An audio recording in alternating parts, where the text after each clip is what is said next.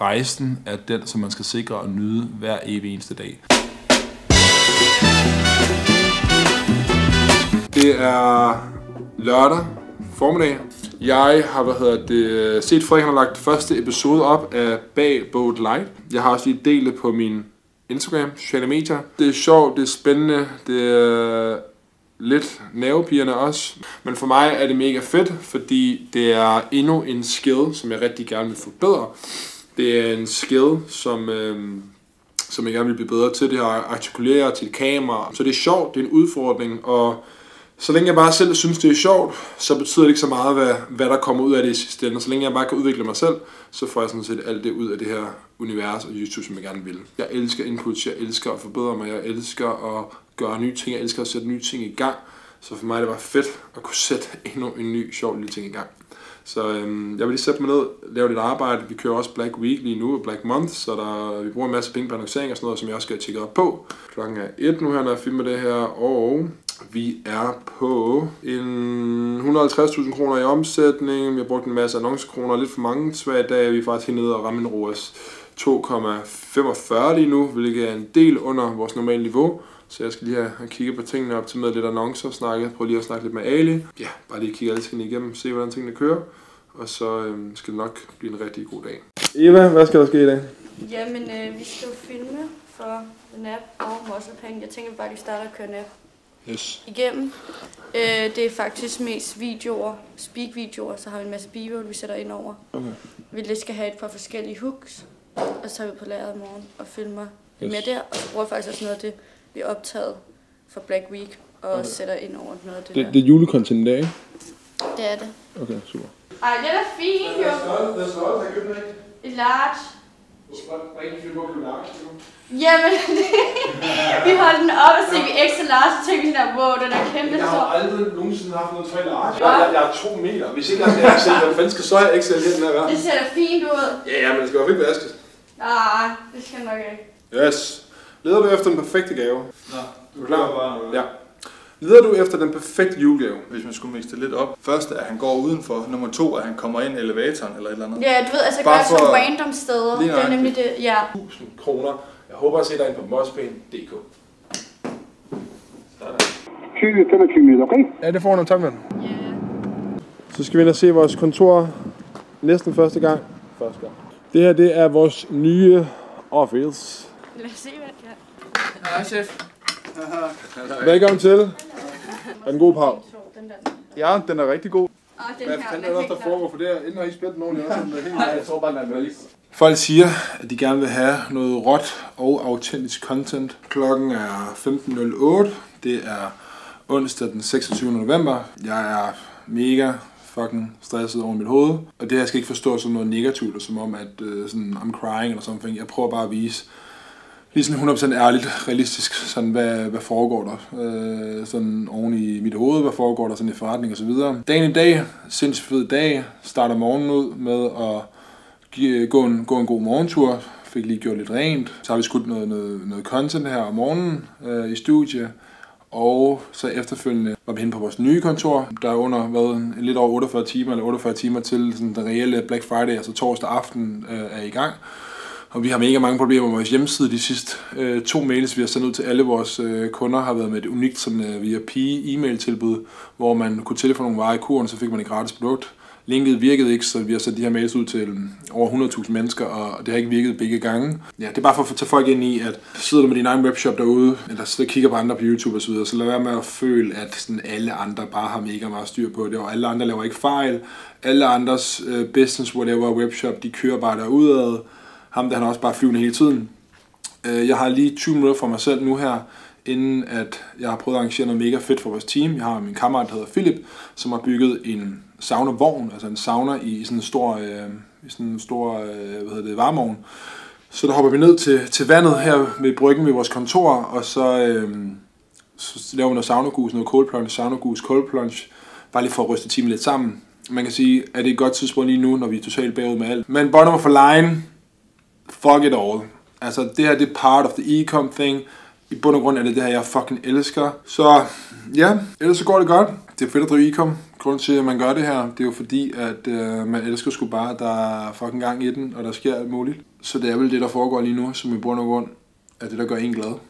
Og det er det også, jeg er fucking glad. Jeg elsker mine kollegaer, jeg elsker alt det, der foregår, jeg elsker vækst, jeg elsker bare, at der pisser meget gang i den. Så jeg hader det ikke. Jeg prøver bare i talesætte det for at fortælle, at det er normalt for alle at have de her tanker. Uanset størrelsen af din forretning og dit team, og om det går dårligt, eller om det går godt. Så nu vil jeg i hvert fald lige lægge mig ind på sofaen derhen, og lige lægge mig i 10 minutter og bare lukke øjnene, og lige prøve at bare sådan lige få slappet helt af. Og så kan jeg have høj, fed, frisk energi, når om en times tid vi skal mødes hele teamet, og vi skal have en tur i noget sauna. Så er vi på vej ned og se Philips gusvogn, han har bygget her. What up? Wow, det er for lækkert her jo. Hvad? Solnedgangen er helt massakreret. Det er luksus her. Prøv at se her. Hvad boy? Den er blevet lækker, mand. Ja, det kører. Skal jeg lige fire det op, eller hvad? Ja. Jeg kører fucking old school, så knaller bare en masse af det, mand. 10 sticks. Jeg kaster bare det vind i. Ja. Har du tændt for sædvarmen? Nej, jeg tændt for alt varme. For en frisk breeze. Bum. Sidder hårdt ordentligt. Så er jeg lige ankommet ude på lageret, og det her, det er sådan første gang, at vi viser lageret. Sidste år, lige en Black Friday, der rykker vi over i det lager, som man ser lige herovre. Det var på 1200 kvadratmeter, og fordi vi rykkede ind lige en Black Friday, så var det fuldstændig kaotisk. Vi nåede aldrig at få nogle hylder op. Vi havde en gaffertruck, der ikke rigtig virkede. Det var kaotisk. Vi fik aldrig rigtig ryddet ordentligt op. Vi fik aldrig rigtig den friske start på lageret. Nu er vi rykket hen på et nyt lager. Vi har aldrig været mere klar. Vi har aldrig været mere locked and loaded. Hele teamet er her. Der er mange mennesker. Det er en stor organisation nu. Det er sjovt. Det er fedt at være en del af. Hvis jeg nu lige prøver at grave lidt, så er der ingen tvivl om, at jeg burde være fucking glad. Jeg burde sætte pris på det her moment. Det er det her, jeg altid har drømt om. I dag, der er det onsdag, dagen før Black Friday. I morgen torsdag aften går det løs. Det er allerede godt i gang på vores shops lige nu. Og jeg er kommet herud, fordi vi skal filme en masse videoer til vores brands. Stakket op til randen, hele vejen op til taget. Det ser godt ud. Som man kan se, så er der fuldt stakket op til randen. Og hvad er klokken nu? Den er 10 stykker. Og der er allerede de første 1, 2, 3, 4, 5, 6, 7, 8, 9... Ja, en i 10 buer klar. Der er en 2-3 paller klar derinde. Og vi er også ved at have en 3-4 buer klar herinde. Så ja, Black Friday, eller det er ikke engang startet endnu, men der er godt gang i den. Good morning party people. Alle de der talking hopper, så kan vi gøre det herovre eller Hello. Pegefingeren er fremme. Hvad vil I gerne sige? Vi er bare lige ved at planlægge, hvad der skal ske og hvordan vi gør det. Ja. Hvor skal vi filme henne? Jamen, vi skal filme flere forskellige steder, og Ja. så er der noget talking head herovre. Så vi kører. Du kan stadig nå at få den perfekte julegave hjem. Hos Snap, nej, jeg siger, vi har fyldt julesænker op med store besparelser. Hør, noter det. Bossen, hun er i gang herovre med at give nye opgaver, så vi må hellere tilbage på pinden. Shades på klubben. Yes. Okay, så du skal gå sådan her med den her gratis, og så skal du bare gå igennem lageret. Okay.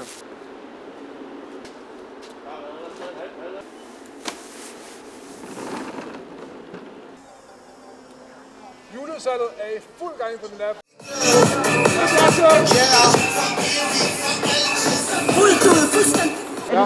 Jeg har noget fucking godt content. Jeg har noget prime content. Okay. Det hedder retur.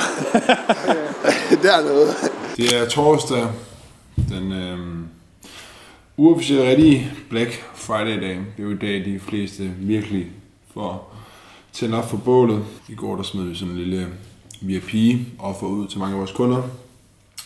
Men man fik noget gratis produkt. Så vi har haft mange problemer med det tidligere, med vores kurv og sådan nogle ting, der driller.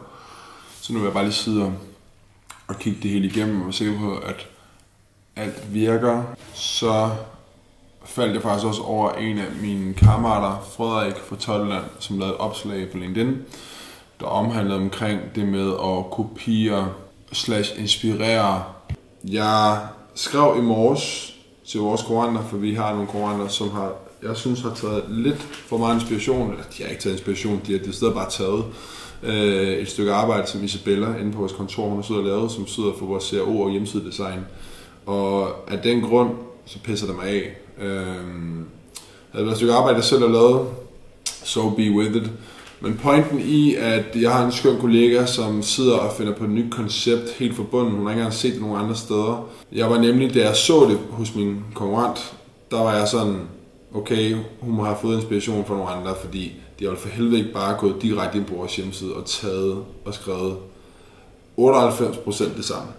Det gør man ikke. Næsten samme farve. Så nu har jeg kontaktet dem, der ejer den her webshop her, bare stille og roligt med en besked, og tænker, at det var en lille upser, og de selvfølgelig godt selv kan se, at det var ikke så smart at gøre.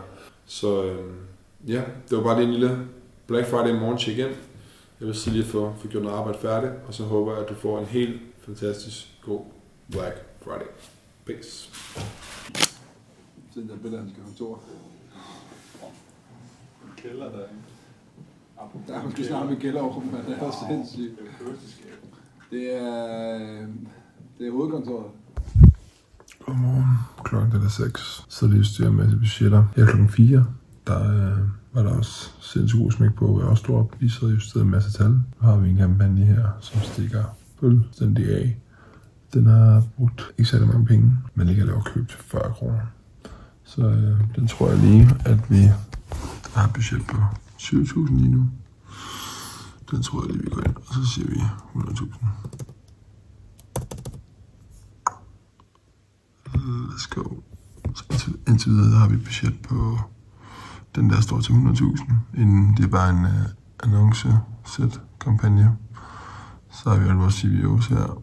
Så har vi 100.000, 20, 100, 100, 12, 20, 35, 500.000 kroner på det her ene brand, vi har her.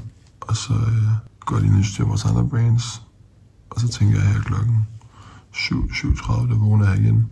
Og hvis alting kører, så går vi op og sætter op til 1 million, dobler det hele, og så ser vi, hvad der sker resten af dagen. Så har vi fået counters op her på kontoret. Har han siddet og split-tester vores e-mails. Og så har vi Frederik herovre. Hvad laver du, Frederik? Juleads. Frederik, han er lige step ahead her, ikke? Så er der i gang med juleads. Dronefører. Eva. Og mikrofonfører. Og kamerafører, der også lige er der. Og så har vi de to bedste veninder herovre, som sidder på samme bord, der bare hygger sig. De kan bare ikke komme væk fra hinanden. Oh my god, Eva, kom så. Dang girl! Så hænger det der på dem, så sådan har du sådan en albumcover. Det spiller fucking stil. Albumcover skal spille, hvad end der spiller på højspillerne. Som om der ikke var nok ting at fejre i dag, så er der simpelthen kommet en lille ekstra gave under døren. Det er en Shopify milestone. Og i anledning af den her kan vi jo lige sige, husk at smash that sub-button, ikke? Så vi også kan få sådan her på YouTube. Ikke? Der står, milestone made, keep building the future, we love our planet. Og det her, det er, hvad er det? Det er en Shopify plaque. Congratulations, den app SE on reaching 10.000 orders den 27. september 2024. Er der forsyninger eller hvad? Ja, vodka. Hvorhen? Med baren, vi skal lave espressoer nu. Satan. Satan. Alle over tredje skal bare gå ind til rabat. Nu snakker bare om omsætning, så kan vi snakke om profit efterfølgende.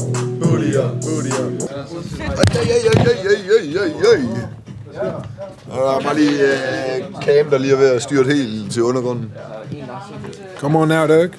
Så er det søndag på dag her efter Black Friday, og vi er mødt tidligt ud på lageret. Vi skal pakke jeg ved ikke, vi har nogle 1000 ordre. Jeg tror, vi har 5-6.000 ordre i rest. Så forhåbentlig bliver der taget en god del af alle hylderne i dag. Det er til YouTube, mor. Det bliver min primære indtægtskilde næste år. YouTube har jeg ikke fået endnu. Skal jeg bare gå ind og se den? Nå, jamen jeg har jo inden, jeg kan ikke finde det. Ej, det kan ikke være rigtigt. Det må der poppe frem for, det må der vælte frem på forsiden, når man går ind for YouTube. Og apropos det, guys, smash that sub-button, like-button, så vi kan komme frem med feeden, så vi kan høre min egen mor, hun kan ikke have lov til at se videoen, så husk lige at få gjort det, ikke? Ja, bum, hvad har vi her? 5.200 ordre. Bum. Du har jo, vi kan jo lige for sjovt klippe et billede ind her. Det er jo way back hjemme hos jer, hvor vi sad og slikkede på frimærker, gjorde vi ikke det? Jo. Way back i, jeg tror det var 2016, der var jeg hos min søster og sad og pakkede ordre, og der sad vi og slikkede på frimærker og puttede på sådan nogle små fragtposer, og så kørte vi ned og afleverede dem ned i Svinninge, den lokale by. Nå, yes, det er stor pakkedag. Bum, søster, hun går lige og fortæller op for alle computerne. Jeg får dagens opgave at gå og sørge for, at folk har varer. Så vi skal have fyldt en masse varer op af de her primære varer, vi sælger mange af, som folk går og tager fra. Jeg skal have fyldt hylderne op her. Så har vi nogen, der skal sørge for at skrælle pap konstant, så der er styr på det. Vi har nogen, der masseprinter. Masseprinter, det er, hvor når vi har nogle ordre, som vi sælger mange af, altså et produkt, så kan vi gå ind på vores lister og printe simpelthen 200 ud af de samme ordre. Og så har vi bare labelsene, og så kan vi bare hurtigt stå og køre dem på, smide et bur, og så er afsted. Klokken er mange, vi skal til i gang. Vi har over 5.000 ordre, der venter. Let's go.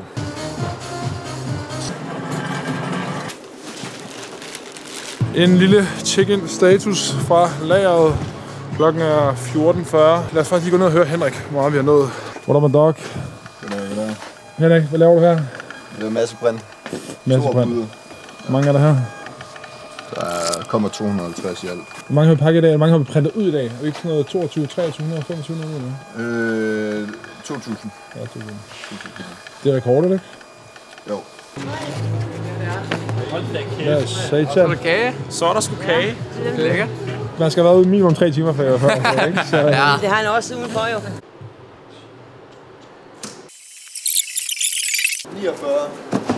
49 patter. What is up? Jeg vil lige prøve at lave en lille opsummering og afrunding af den her video. Så det er ikke altid her i livet, eller i forretningslivet for den sags skyld, at planen ender med at lede til det resultat, som man har troet. Vores plan, det var fra start af, at vi gerne ville prøve at få filmet en masse content før Black Friday, under Black Friday, også gå lidt i dybden, og så også lidt aftermath her fra Black Friday. Men jeg må bare kende, at i stedet for så er det bare blevet en lidt kaotisk, men utrolig rå video, hvor man både kommer med og ser en masse fra vores lidt rodet lager, men heldigvis kommer der en rigtig god volumen ud. Lidt behind the scenes for vores kontor, som desværre også var lidt rodet, fordi vi valgte at flytte ind dagen før Black Friday, så vi nåede aldrig helt at komme på plads. Er det stadigvæk ikke? Men jeg håber i stedet for, at det kan give en sindssygt god indsigt i, at man ikke altid skal tænke, at tingene skal være perfekt, og alt skal stå snor lige, og alt bare spiller hos alle andre, og det er kun mig, der måske ikke har styr på X og Y. Der er masser af ting, vi kan styre på, og det håber jeg også, at det her det giver et fedt indblik i, at selvom vi er en X-størrelse eller Y, og jeg ser også op til nogen, og der er måske nogen, der ser op til min forretning og gerne vil nå det, så håber jeg, at den her video og det her content kan være med til at vise 100% råt, hvordan tingene foregår. Og det er også derfor, at jeg giver en rigtig stor opfordring til, og heldigvis er der rigtig mange, der allerede har skrevet til mig. Men skriv til mig på LinkedIn, skriv til mig hernede i kommentaren, hvis der er noget, du gerne vil se noget mere af. Fordi jeg vil hjertens gerne dele råt ud, så folk virkelig kan se, hvordan det foregår bag gardinerne. Og så også en lille tanke omkring hele det her med, at resultatet er ikke det, som nødvendigvis skal sikre, at du bliver glad, eller at du mener, at du har opnået det, du skal.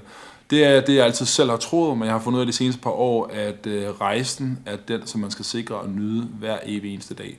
Fordi jeg troede for eksempel sidste år, der havde vi et rigtig godt år, målt på økonomi, men også mange andre ting med at få nogle fede kollegaer osv. Og jeg har altid troet, at resultatet sådan, det var det, der ligesom skulle gøre. Nu går jeg ind i 2024, og nu er jeg bare rigtig, rigtig glad. Det har jeg troet de sidste 5, 6, 7, 8 år, 10 år, hvor jeg har drevet 11-12 år snart, tror jeg har drevet webshop, at jeg skulle bare lige nå X omsætning, jeg skulle bare lige nå X kunder, jeg skulle nå at have X brands, så skulle jeg blive rigtig glad. Men i stedet for nu, så har jeg valgt at bare nyde rejsen, fordi jeg elsker det, jeg laver, jeg kommer nok altid til at lave det, og selv hvis jeg lavede et stort X i den dag, og solgte nogle af mine brands, så vil jeg sådan set nok bare gå ud og starte et helt nyt brand op igen. For jeg oprigtigt holder af det, jeg laver, og jeg elsker, at jeg kan lave det også med nogle fede mennesker hver eneste dag. Så nyd rejsen, det må være hensigten og meningen med den her video. Og så vil jeg bare sige tusind tak, fordi at du har set med, og især hvis du er nået så langt her. Og så, see you in the next one.